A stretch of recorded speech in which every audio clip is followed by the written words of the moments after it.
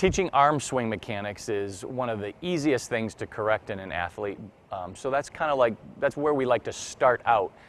So when we're teaching arm swing mechanics, I have Jake here, so I can pretend like I'm teaching him, and you can take some of these cues and then apply them to your coaching. So here's how we typically will teach arm swing mechanics.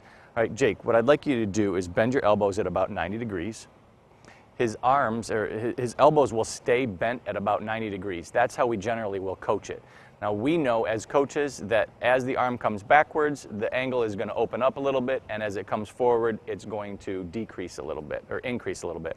But we don't really coach it that way because it just naturally happens. As soon as you tell an athlete to bend and extend, it turns into all elbow action, and we want more action from the shoulder.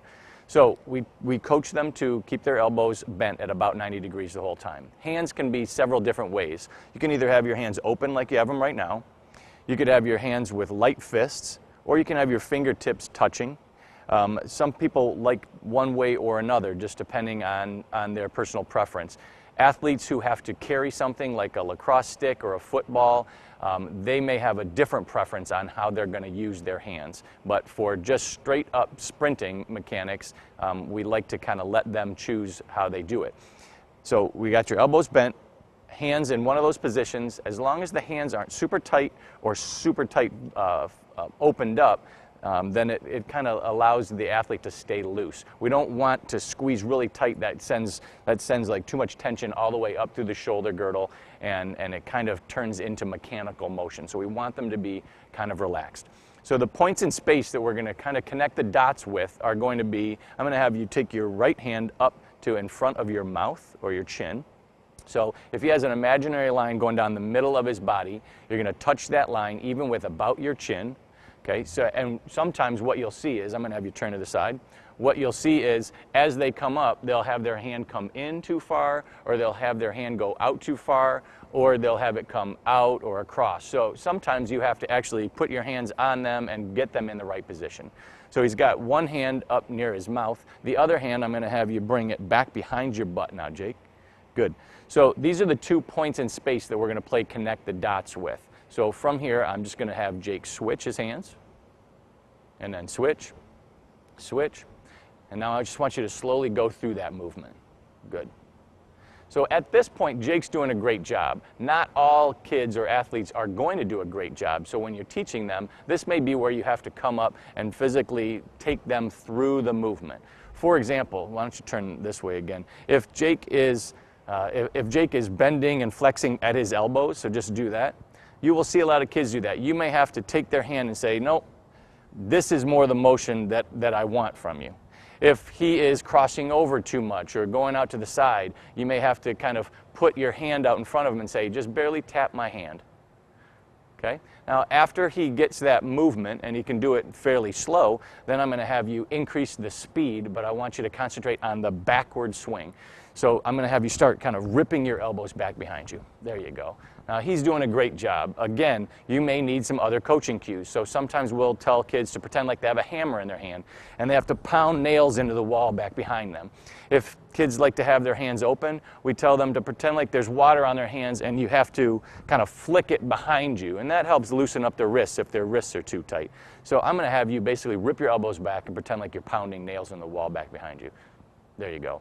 And now you can see that it gets into a more forceful backward swing. Now if he's too rigid like this, then I can say loosen up and just start doing it. Just start doing it a little bit looser. All right, so here's what I'm going to have you do. Bend your knees slightly, lean forward just a little bit, keeping your chest up, and I'm going to have you go for 5 seconds just ripping your hands back. Ready, set, go. There you go, perfect, perfect. Good, and you can see he's doing an excellent job. Okay, good, you can stop. If that seems to be troublesome for him, or he's not getting the backward swing, another drill that we can do is we're going to take your left hand way up in front of you and your right hand back behind you, and I'm going to have him drop his hands down and switch them. Good, and then switch them, and switch, and then we're going to slowly start to make that a smaller movement, and bend your elbows, and get into your regular arm swing. Good, perfect. What that does is it kind of helps an athlete understand the pendulum type action. that we use when we're ripping our elbows back. Some kids will like to do it more like arms on a train. So we need to get them that circular motion a little bit. You can also have an athlete sit down, so go ahead and sit down on your butt and just face forward. So for somebody who's just using their elbows or is having their arms extend too much, I'm going to have you do the same thing we just did on your butt. I want you to keep your elbows bent, and I want you to rip your elbows back. We're just going to do it for about 5 seconds. Ready? Let's go. Good, perfect. Now you can see how he's bouncing up and down. That's exactly what we want them to do. All right, good, you can stop and stay there for a second. So if he's ripping through hard enough, it's going to make him bounce up and down just like he was doing. Some kids will do it too slow. Just demonstrate it really slow and kind of no power.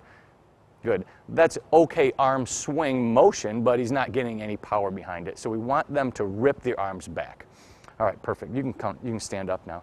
All right, so a couple of reasons that we want to work on the arm swing from a coaching perspective is, one, it helps stabilize the spine. So it will counteract the movement at your leg. So when you rip one arm back, the same side knee is coming up, and it can maintain your spinal position rather than twisting a lot.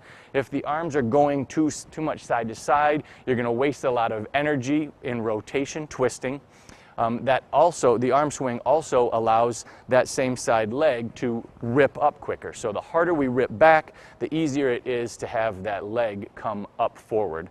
So there's a couple reasons that using good arm mechanics and forceful arm swing will make you run faster. Not all athletes need to completely understand that, but we as coaches need to understand why it's important. Some of your older athletes may ask questions about why you're doing this, though. So typically you can help them understand why the arm action is important, because you can tell them that it's going to help you with a more forceful knee drive. It's also going to help you stabilize the spine so that you can end up putting more force into the ground, because your hips and spine are going to be stable.